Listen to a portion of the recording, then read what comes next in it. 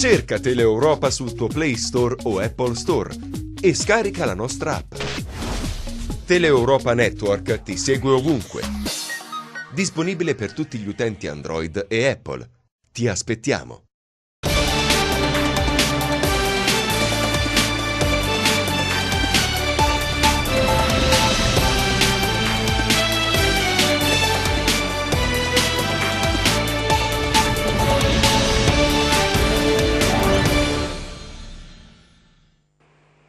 Buon pomeriggio, benvenuti a un nuovo appuntamento con Linea Rovente, in diretta come sempre dagli studi di TEN. Oggi un argomento di estrema attualità. Parliamo di carceri, lo facciamo con la dovuta attenzione e cautela, parliamo naturalmente della situazione calabrese ma con uno sguardo anche all'intero territorio italiano. Il titolo di questa puntata è proprio Oltre le sbarre, perché vogliamo parlare degli istituti penitenziari ma vogliamo parlare delle condizioni dei detenuti, vogliamo parlare anche di quelle che sono le condizioni anche di chi lavora all'interno degli istituti penitenziari. Ma partiamo anche da quello che è accaduto ultimamente. Cos'è successo? Che il carcere pare che finalmente cambi volto. Nella seduta infatti numero 74 il Consiglio dei Ministri ha varato una parte dell'attesa riforma dell'ordinamento penitenziario.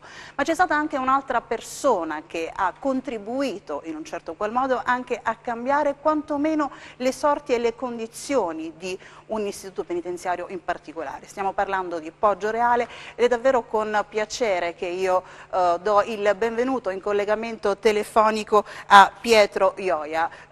Pronto Pietro, ci siamo? È presente in collegamento?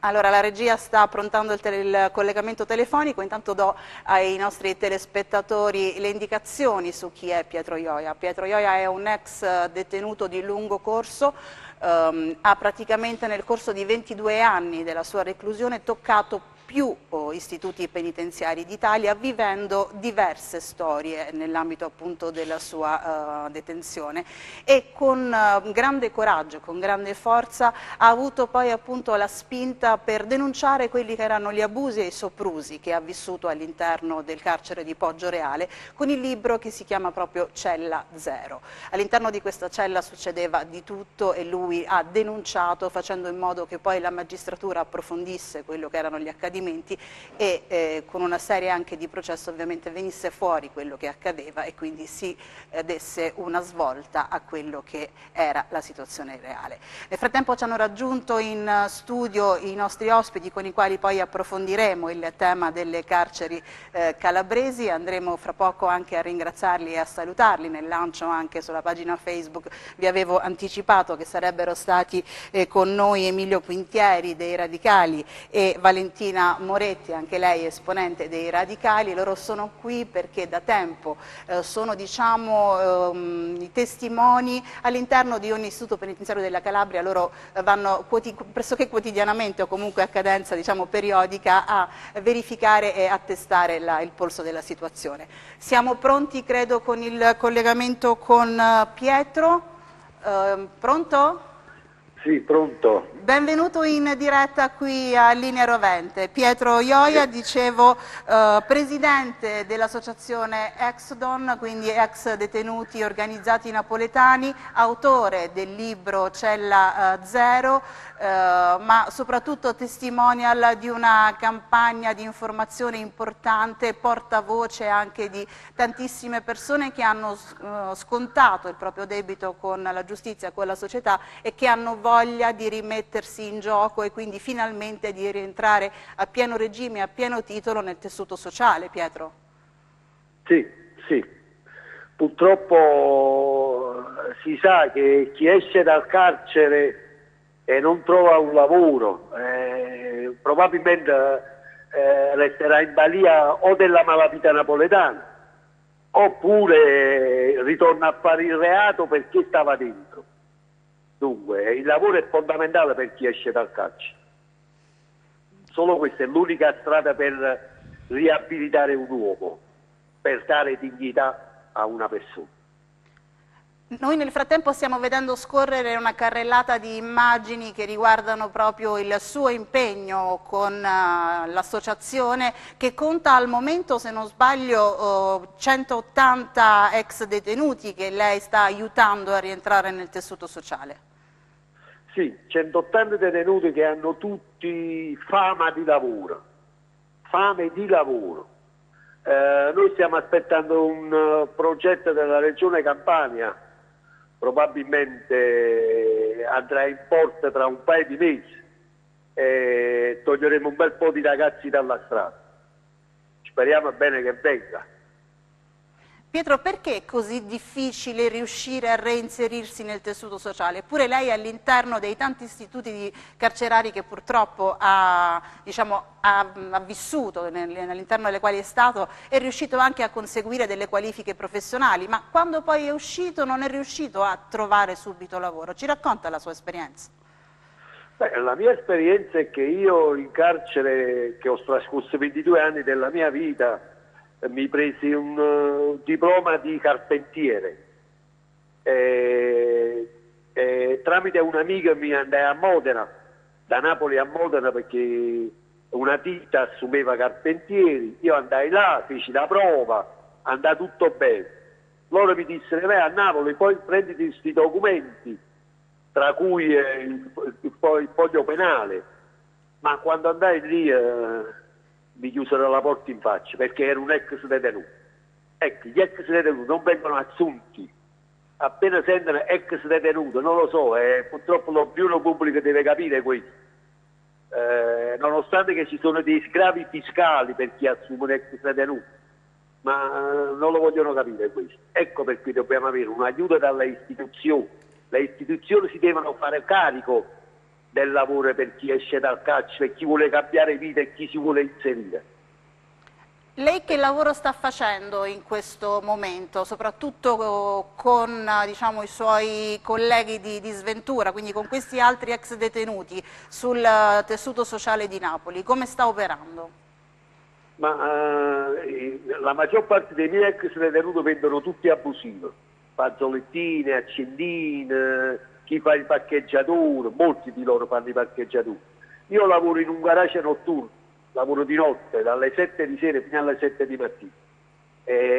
Grazie a Dio prendo un piccolo stipendio per andare avanti e ho la giornata libera per dedicarmi alla dignità dei detenuti. Però c'è bisogno comunque di avere aiuto e vicinanza da parte delle istituzioni, diceva lei. E c'è bisogno di farlo comunque anche in una terra come la nostra, quella in cui siamo noi, in Calabria. Ma certo, ma la Calabria, la vostra terra è piena di campagna, per me si possono sviluppare tanto lavoro in Calabria, anzi più di Napoli, forse più di Napoli, però si devono far carichi i comuni e la regione, non c'è altra possibilità.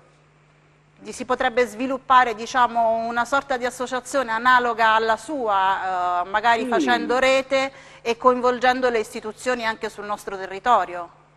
Certamente, fare agriturismo per esempio dalle vostre parti, c'è molta terra, coltivare frutta, vendere al mercato, si può fare di tutto, le terre sequestrate.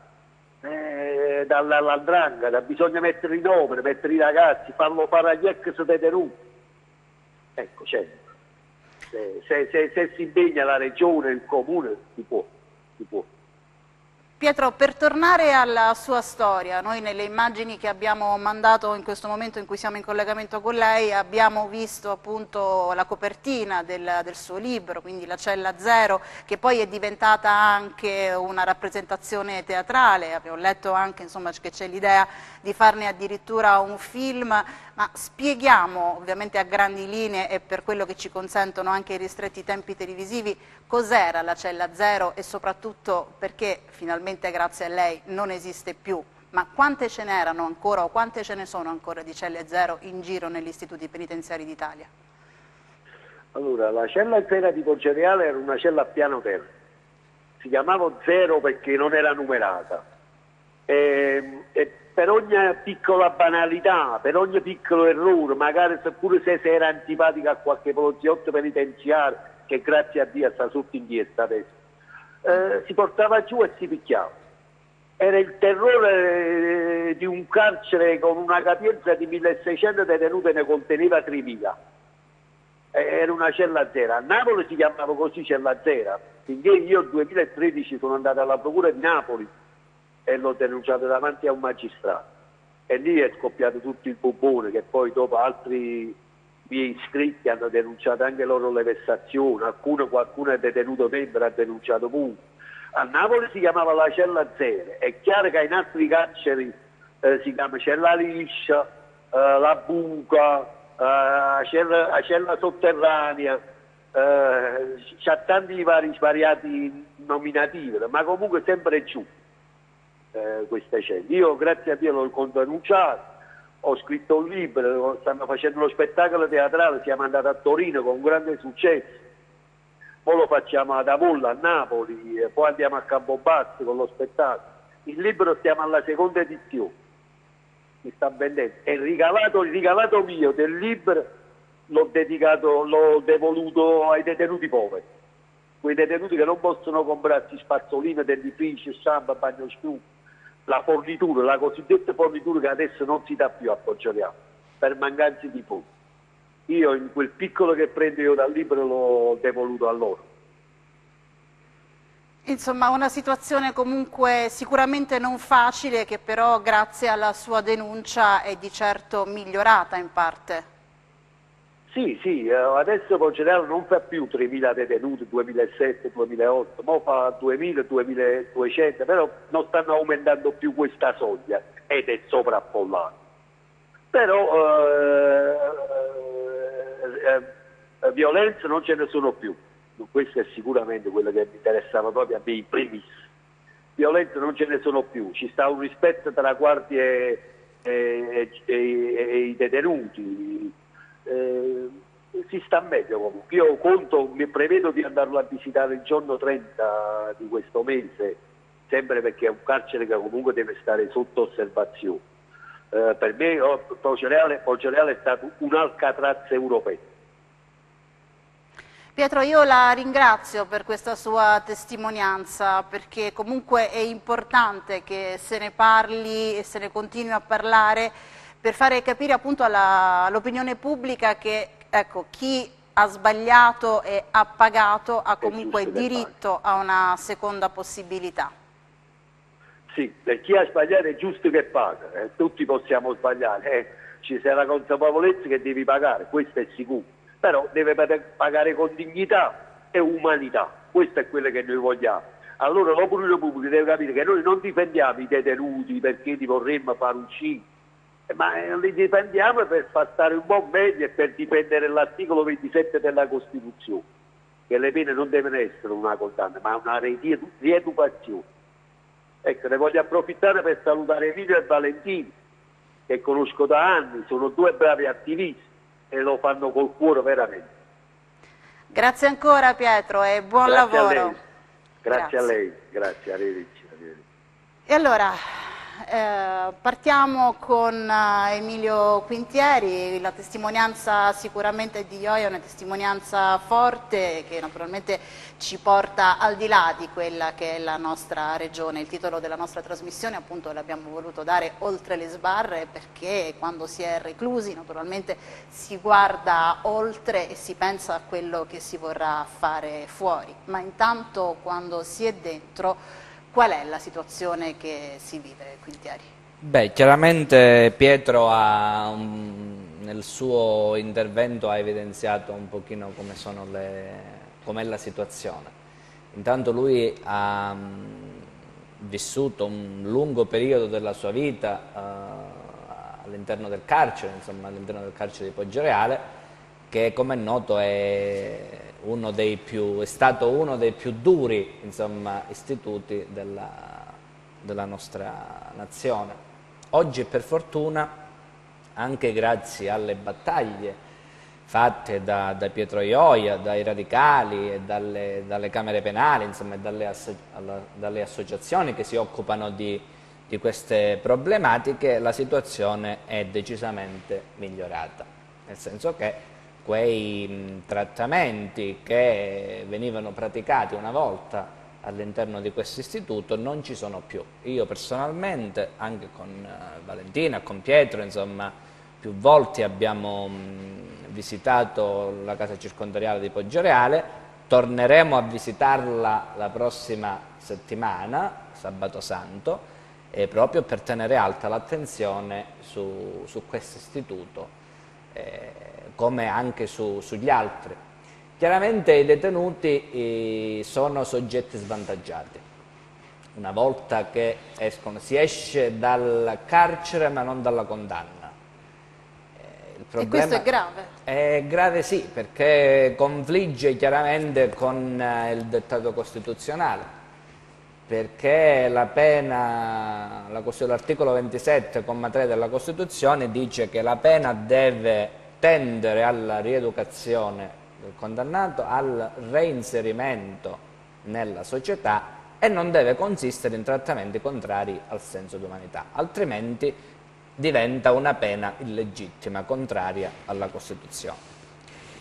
Il detenuto, una volta espiata la pena, dovrebbe ritornare la persona che era prima, una libera, persona normale.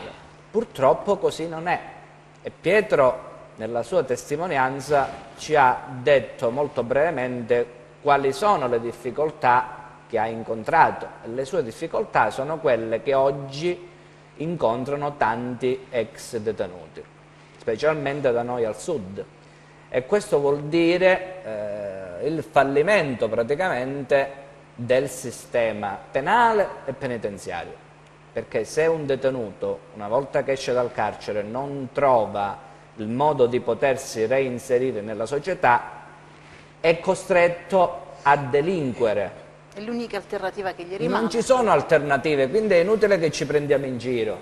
Cioè, una persona che esce dal carcere e non può partecipare a nessun pubblico concorso, di qualunque genere e tipo, iniziando da quelli degli enti locali a finire a quelli nazionali, europei, addirittura anche le società private, le aziende private. Non c'è quindi differenza per la tipologia di reato commesso e in maniera Allora, indiscriminata? alcuni sono completamente esclusi. Parliamo per esempio dei reati associativi, il 4 bis, associazione delinquente stampo mafioso ed altri. E quello potrebbe essere, diciamo, anche forse comprensibile. Però non deve essere, diciamo, però non deve essere assoluto, discriminato. nel senso, perché le persone cambiano. Okay. Qualcuno, specialmente nella nostra terra... Io ovviamente mi faccio in questo caso la parte dell'avvocato del diavolo, che sia ben chiaro anche a casa, perché diciamo interpreto quello che è purtroppo il senso comune, che quindi quello che porta le persone ad avere la diffidenza che ovviamente potrebbe anche non essere legittima, ma purtroppo che mette in condizione l'ex detenuto che ha espiato la sua pena a trovarsi di fronte a questo muro, perché di questo si tratta. Certo, certo. Io ricordo per esempio qui in Calabria una polemica di qualche tempo fa di alcune associazioni nei confronti della Regione Calabria, che aveva fatto dei bandi dove praticamente tra i requisiti, come dicevo prima, ormai non avere subito condanne penali, punto. Quindi qualunque ex detenuto o peggio ancora qualunque persona che ha subito una condanna penale, anche che non ha, diciamo, assunto la qualifica di detenuto, tra l'altro, non può avere accesso a nessun bando. E quindi che cosa deve fare questa persona? Deve andare a rubare, deve andare a spacciare, deve andare a delinquere, non ci sono alternative. E che cosa succede? Ritorna dentro. Non deve essere comunque inserito come un alibi per incentivare la delinquenza, perché ovviamente bisogna trovare una soluzione affinché si riesca a reinserire in una maniera adeguata chi appunto... Ma infatti la soluzione c'è, la soluzione è quella che viene dettata dalla Costituzione, che è la legge fondamentale dello Stato. La Repubblica deve rimuovere gli ostacoli di ordine economico e sociale che impediscono la partecipazione dei cittadini alla società. Quindi, cioè, se lo Stato, la Regione, gli enti territoriali non danno la possibilità, né tantomeno, come dicevo prima, le aziende, le società private, queste persone che devono fare? Io questo è un interrogativo che mi pongo, che cosa bisogna fare?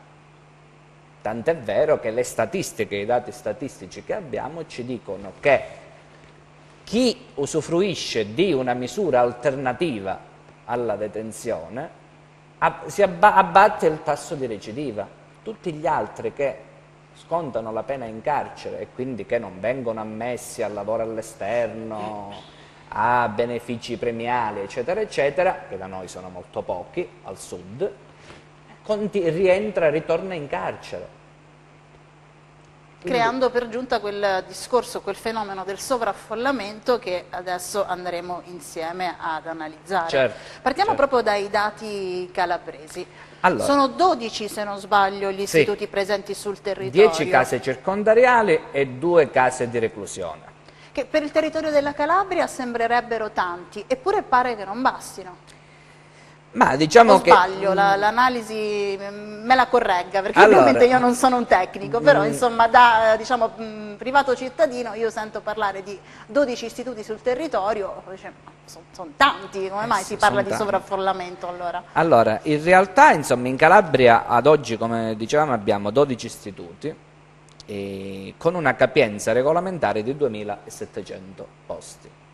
Anche se tra i 2007 ci sono alcune sezioni non agibili e quindi questi posti vengono ridotti. Ad oggi le presenze sono 2650, di cui 60 donne e 524 stranieri. Tra questi solo 23 sono in libertà, tutti italiani, nessun straniero. Per quanto riguarda poi le posizioni giuridiche, su 2650 detenuti abbiamo, in attesa di primo giudizio, cioè persone che non hanno ancora una sentenza di primo grado, sono 693, di cui 106 stranieri.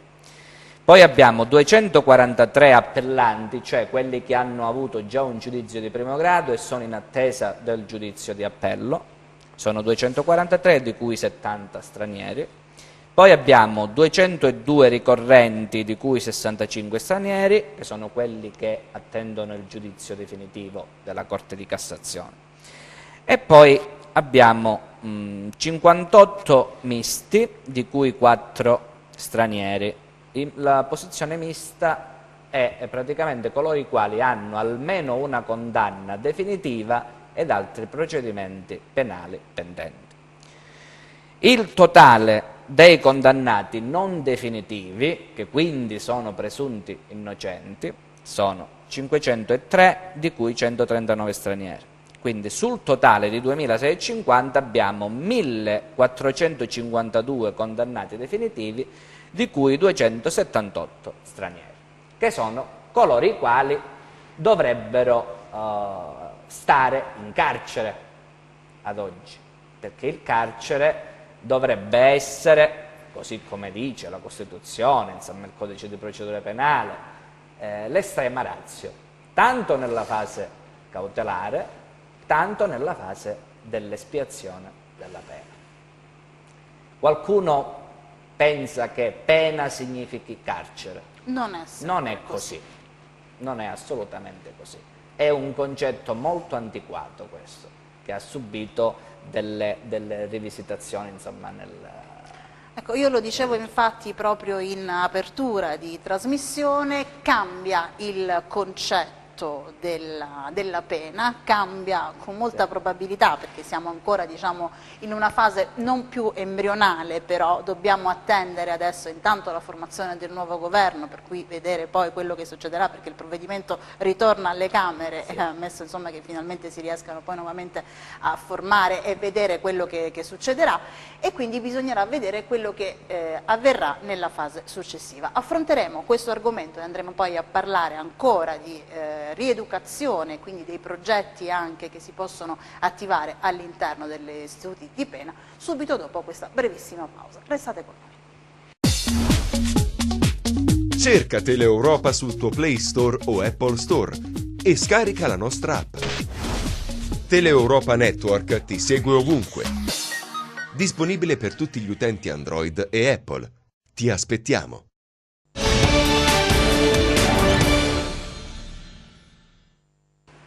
Siamo tornati in diretta, stiamo parlando appunto di istituti penitenziari, il titolo di oggi è Oltre le sbarre, perché vogliamo parlare di quello che accade a chi una volta scontata la propria pena vorrebbe rientrare a pieno titolo all'interno del tessuto societario, ma vogliamo vedere anche e capire qual è la situazione all'interno delle carceri calabresi.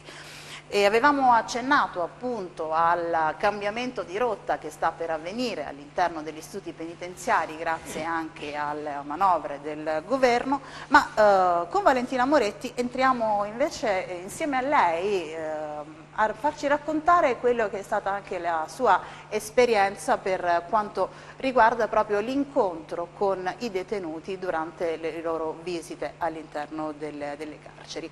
E quello che mi spinge proprio la curiosità si sa è donna, è l'incontro proprio con le detenute, quindi con le donne. Qual è il tipo di impatto che si ha?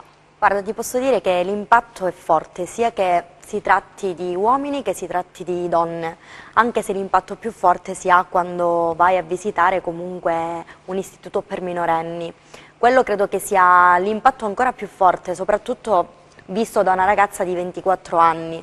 Io ricordo la mia prima volta nell'istituto di Catanzaro, al minorile. Quello mi ha segnato tantissimo, sono tornata a casa piena di domande, di dubbi, cosa che invece non mi era accaduta magari incontrando per la prima volta i detenuti nella casa circondariale di Cosenza.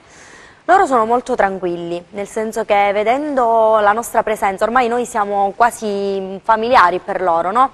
Perché ogni mese, mese e mezzo noi ci rechiamo negli istituti, li visitiamo, parliamo direttamente con i detenuti. Questa è una cosa che mi chiedono in tanti. Ma quando vai parli direttamente con loro? Sì, parliamo direttamente con loro. Logicamente è vietato parlare di quelle che sono le loro situazioni giuridiche, nel senso che qualora loro abbiano un processo in corso noi non possiamo parlare di quello, e questo è importante da dire e da ricordare. Però parliamo di tante altre cose. C'è un momento di confronto e di sfogo anche del detenuto.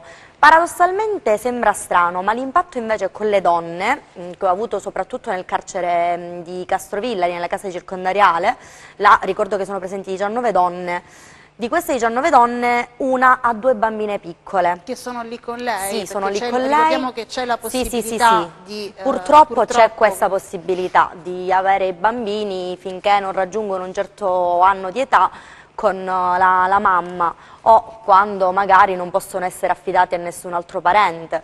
Io ho incontrato questa signora, aveva queste 2 bambine, una di 8 mesi e una di 3 anni, 2 bellissime bambine trattate con le dovute cautele, anche perché si trovano sempre in un ambiente brutto, sbarre, restrittivo comunque, sì, che in ogni caso insomma reprime quella che è la loro una crescita diversa, esattamente, dei ricordi che comunque lasceranno il segno in queste bambine. Tanto, penso tanto, cambieranno tanto queste bambine crescendo. Magari quella di 8 mesi ancora non ha la capacità di comprendere appieno il significato di questa esperienza, ma già la bambina di 3 anni sì. Capisce, vede gli agenti in divisa, la mamma che magari si lamenta, quindi è una forte problematica questa. Però ti dicevo, l'impatto con le detenute inizialmente sono un po' diffidenti le donne, mentre magari gli uomini sono più propensi a parlare, anche per scambiare una chiacchiera, no? Le donne sono un pochino più sulle loro, rimangono impostate. Però dopo la prima, la seconda visita anche loro si sciolgono, iniziano a parlarti, iniziano a chiederti l'indirizzo per scriverti, iniziano a chiederti pareri, iniziano comunque ad avere quel dialogo necessario, anche perché noi siamo le uniche persone, oltre ai volontari e a chi comunque lavora in carcere, che ci rechiamo in questi luoghi. Ci rechiamo in questi luoghi, loro ormai conoscono i nostri nomi, ci chiamano, ci scrivono. Ogni volta riceviamo lettere, maschi, donne, di tutti. E comunque credono in noi, in quello che facciamo e ci aspettano. Quando noi magari quel mese ritardiamo la visita, loro ti scrivono: sai, ma non vi abbiamo visto questo mese. No, state tranquilli, arriveranno anche le visite. E quindi l'impatto è forte. Devi capire poi che quando vai a fare una visita del genere non puoi portarti a casa i loro problemi. Inevitabilmente li porterai, ma devi capire che entri e prendi le loro istanze, ma quando esci devi staccare un minuto. È un po' quello che fanno anche gli agenti di polizia penitenziaria, perché parliamoci chiaro, loro lavorano 24 ore su 24 lì. La mia domanda, la domanda che volevo fare allora ti lascio la parola a Emilio Quintieri, perché ovviamente stiamo parlando dei detenuti, ma c'è il rovescio della medaglia. C'è una telefonata. Pronto? Pronto? Non la sento. No, è caduto la comunicazione, vediamo se riusciamo a recuperarla. Intanto appunto con Emilio Quintieri il rovescio della medaglia sono appunto la polizia penitenziaria che a differenza appunto di chi ha commesso il reato e che quindi si trova all'interno delle case circondariali per espiare la propria pena, lì invece è una questione di lavoro, quindi si è lì e forse sono quelli che stanno più tempo all'interno di questi istituti con anche uno spirito diverso. Sì, infatti il corpo di polizia penitenziaria, gli agenti, insomma il personale, soprattutto quelli che svolgono servizio all'interno dei reparti detentivi, sono coloro i quali insomma, stanno a contatto 24 ore su 24 insomma, con la popolazione detenuta. Forse abbiamo recuperato il nostro telespettatore. Pronto? Pronto? Pronto? Benvenuto in diretta. Con chi parliamo? Buonasera a tutti, salve. Sono Roberto, buonasera. Buonasera Saluto Roberto. i miei amici Valentina ed Emilio. Ci dica. Senta, volevo intervenire perché condivido tutto quanto quello che ha detto sia Gioia e Emilio e Valentina. Volevo aggiungere solo qualcosa, perché comunque io li stimo per tutto quello che fanno, perché comunque il popolo degli invisibili è abbandonato da tutti, proprio perché sono invisibili, ed è grazie all'opera che fanno queste persone che forse si porta alla ribalta la problematica e le esigenze che sia in carcere che fuori. E aggiungo, perché Emilio diceva che le persone una volta che scontano la propria pena si trovano fuori abbandonati, ma il loro abbandono poi non è solo il fatto che non trovino lavoro o una ricollocazione nella società o nel proprio contesto dove sono nati, ma viene a mancare anche l'opera che si fa nelle carceri, cioè noi volontari che ci occupiamo di loro, quindi cerchiamo di mettere su la dignità di un ragazzo che possa avere 20 anni o 30 anni, con palestra, con volontariato e tutto quanto, viene reso vano poi dalla società. Quindi poi mi chiedo a che proprio l'azione rieducativa se poi la società considera sempre invisibili queste persone. Mi perdoni Roberto, quindi lei lavora come volontario all'interno di uno di questi istituti del territorio? Se ho capito bene. Diciamo che grazie a Valentina e ad Emilio siamo riusciti a riattivare la palestra che c'è nel carcere, quindi comunque a dare anche uno sfogo, quelle 2 ore di evasione, quindi di sfogo fisico anche ai ragazzi, alle persone. Grazie a loro, devo dire davvero grazie a loro, e anche poi al consenso del direttore e dell'amministrazione, quindi c'è l'opera sia di Emilio e di Valentina, ma anche devo dire del direttore, del comandante del carcere, e quindi è qualcosa in più che serve poi per dare di nuovo una forza, una dignità, anche una motivazione ai ragazzi e alle persone che sono là nelle carceri. Se mi posso permettere Roberto, io comprendo magari ecco, quello che può essere anche un senso forse di impotenza, ma non si lasci abbattere magari quando appunto le persone che lei aiuta in questo momento all'interno delle carceri un domani troveranno appunto questo senso di insofferenza o di indifferenza. Perché in questo momento lei con il suo lavoro, con il suo operato in ogni caso sta dando una speranza e credo che questo sia comunque un segnale positivo.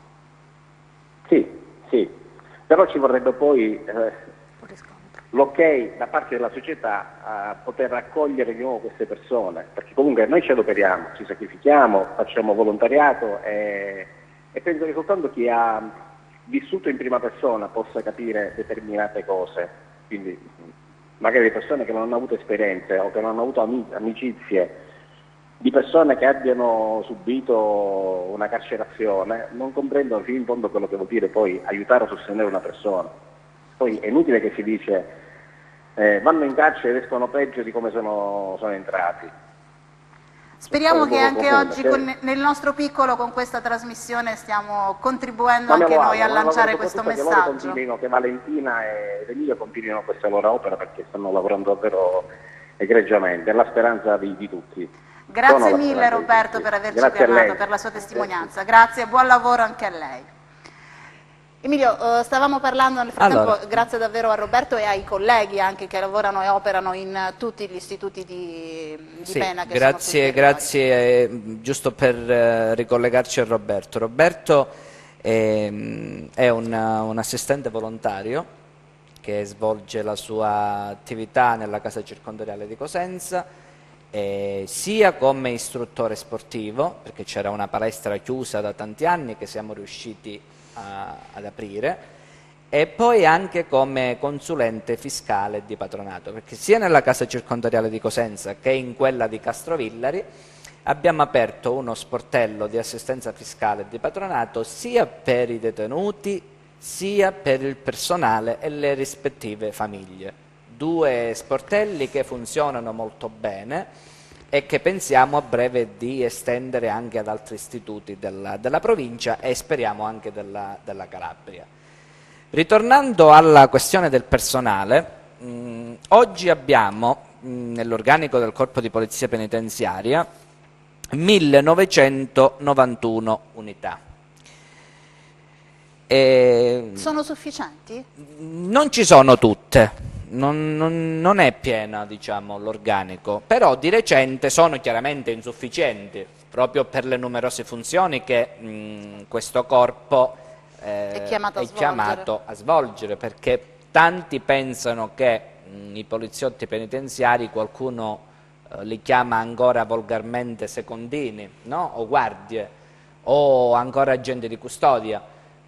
In realtà sono dei poliziotti veri e propri, la polizia penitenziaria è una delle 4 forze di polizia dello Stato, ad ordinamento civile, non sono militari, una volta erano militari, che svolgono, a differenza delle altre, un preciso mandato che gli è affidato direttamente dalla Costituzione.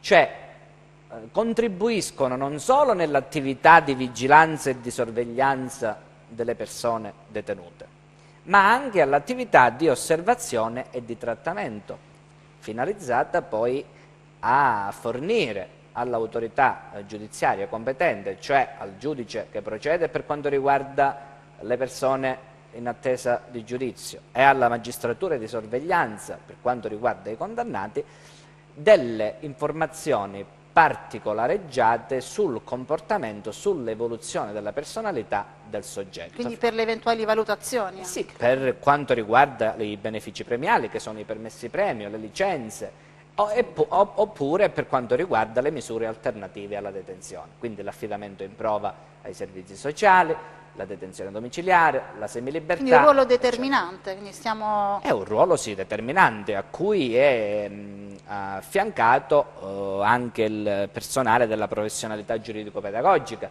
quindi quelli che una volta venivano chiamati educatori, oggi si chiamano funzionari giuridico-pedagogici. E quelli mi pare che siano ancora meno però rispetto a quanto dovrebbero essere in organico, forse la criticità sta proprio lì. Purtroppo sì. Recentemente, a seguito, per quanto riguarda la polizia penitenziaria, c'è stato un incremento di organico che ha coinvolto anche la Calabria. Per esempio a Crotone finalmente abbiamo avuto un incremento di 40 unità di polizia penitenziaria che consentono a quell'istituto, che è un ottimo istituto perché ha delle serre, dei laboratori di ferro, di alluminio, una falegnameria, insomma, che prima erano chiuse proprio perché non c'era il personale. Addirittura, nonostante ci fossero gli insegnanti pagati dal Ministero per fare l'attività scolastica, tante volte non potevano fare lezione perché non c'erano i poliziotti per accompagnare i detenuti e per fare la vigilanza. A proposito di Crotone, una curiosità, perché io ovviamente sono andata un po' a documentarmi direttamente sul sito anche del Ministero rispetto a quelli che sono gli istituti presenti sul nostro territorio. Ci sono delle schede tecniche, lo dico anche a beneficio dei nostri telespettatori, qualora vi venisse la curiosità di andare a vedere proprio le schede che riguardano i 12 istituti penitenziari presenti sul nostro territorio, esistono delle schede tecniche che vi spiegano nello specifico e vi danno i dati che riguardano queste carceri. Però quello che ho notato, al di là del fatto che ci sono dei dati per molte non aggiornati che si fermano addirittura al 2016, per quanto riguarda Crotone devo dire che è una forse delle più aggiornate. I dati infatti sono fermi al 17 febbraio 2017, quindi poco più di un anno di ritardo. Sì. Ma mi lascia un attimo perplessa questo. Mi scrivono posti regolamentari 120, numero detenuti presenti 127, quindi diciamo che avremo un esubero in quel caso fermi a un anno fa di 7 detenuti, sì. Ma quello che mi lascia un attimo perplessa è stanze di detenzione 33, a fronte di 127 detenuti presenti. È normale che ci sia una media di 4 detenuti in ogni cella? Sì, in realtà oggi Crotone... i parametri europei, perché visto che siamo stati bacchettati più volte anche dall'Europa per come trattiamo i nostri detenuti in Italia? Allora, in realtà oggi Crotone come capienza, diciamo, ha 120 posti, ci sono 122 detenuti e 60 di questi sono stranieri. Quindi ne abbiamo persi 5 nel frattempo rispetto ai dati pubblicati a febbraio. Sì, poi sono dati che variano sono oscillanti ovviamente. Giorno, sì. Per quanto riguarda invece la questione dei posti, in realtà ogni camera, perché non si chiamano più celle, cioè vede, è rimasta la mia deformazione, la mia è una questione di età. No, purtroppo è così, perché nonostante l'ordinamento penitenziario del 1975 li classifichi già come camere di pernottamento, cioè luoghi in cui il detenuto deve solo pernottare. Invece poi finisce che ci passa la maggior parte del tempo. Sì, sono camere detentive perché stanno chiusi in Calabria. Poi questa è una cosa che voglio dire, a differenza delle altre, perché il tempo purtroppo è tiranno e siamo quasi delle altre regioni, in Calabria abbiamo ancora oggi una custodia chiusa. Nelle altre regioni anche l'alta sicurezza ha custodia aperta.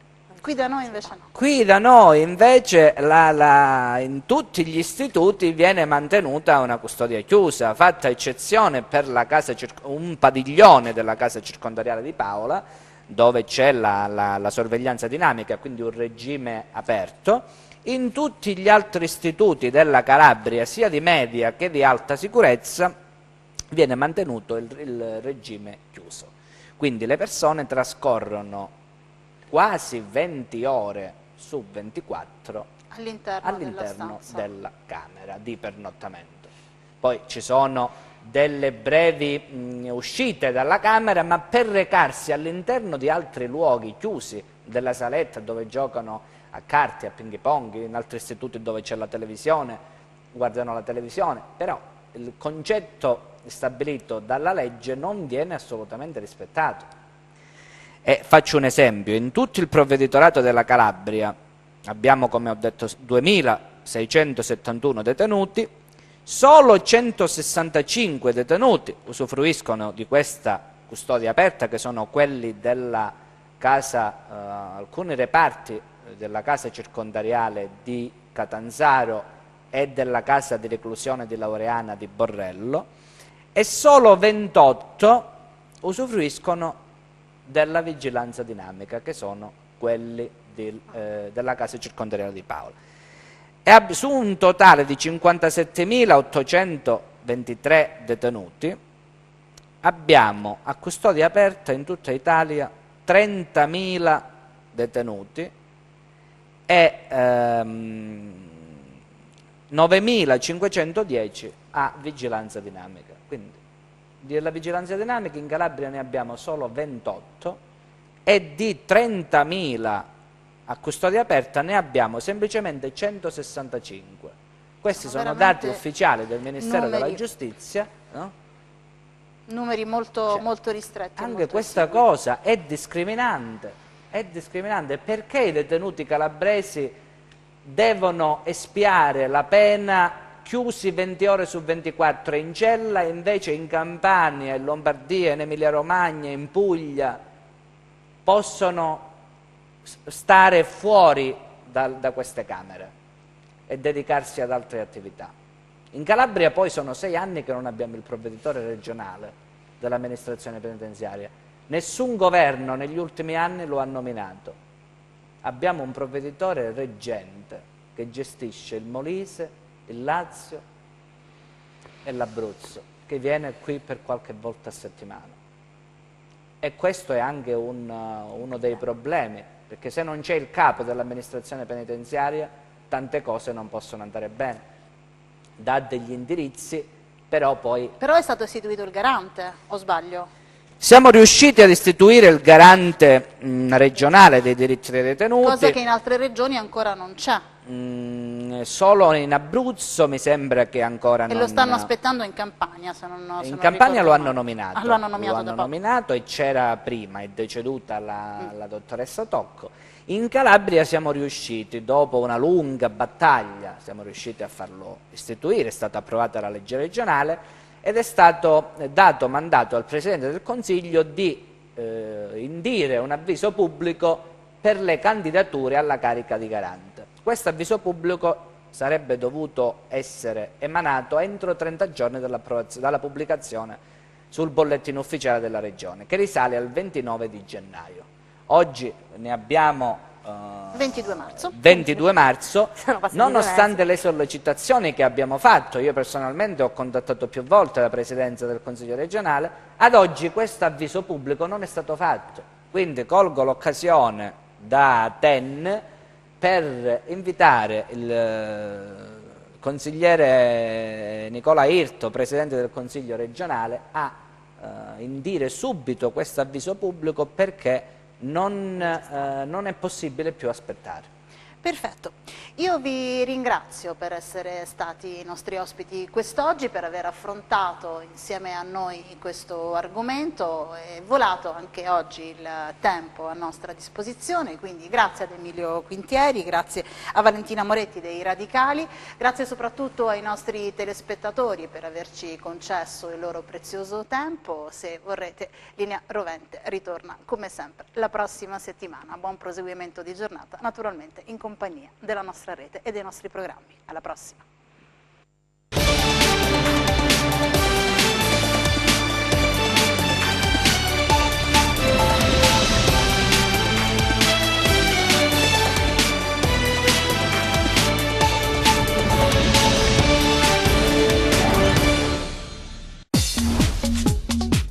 Cerca Teleeuropa sul tuo Play Store o Apple Store e scarica la nostra app. Teleeuropa Network ti segue ovunque. Disponibile per tutti gli utenti Android e Apple. Ti aspettiamo!